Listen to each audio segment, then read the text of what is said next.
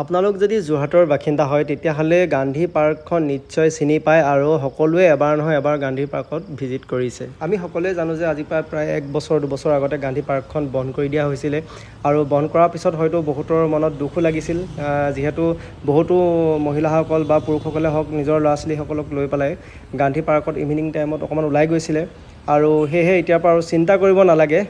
বন্ধ কৰিছিলে যদিও আমাৰ সকলোৱে ভালৰ কাৰণে কৰিছিলে, যিহেতু নতুনকৈ কাম কৰি থকা হৈছিলে, নতুনকৈ বনাই থকা হৈছিলে আৰু এতিয়া বহুত কমপ্লিট হৈ গৈছে, অলৰেডি বহুতখিনি কামেই কমপ্লিট হৈ গৈছে আৰু বহুত কম সময়ৰ ভিতৰতে আমাৰ মাজত সোনকালে মুকলি কৰি দিয়া হ'ব গান্ধী পাৰ্কখন।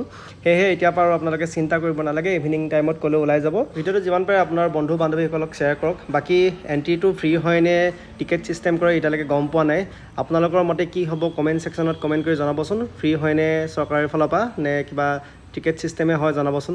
বাকী ভিডিঅ'টো যিমান পাৰে শ্বেয়াৰ কৰক। নতুন এটা ভিডিঅ'ত পুনৰ লগ পাম। জয় আই অসম, বাই বাই।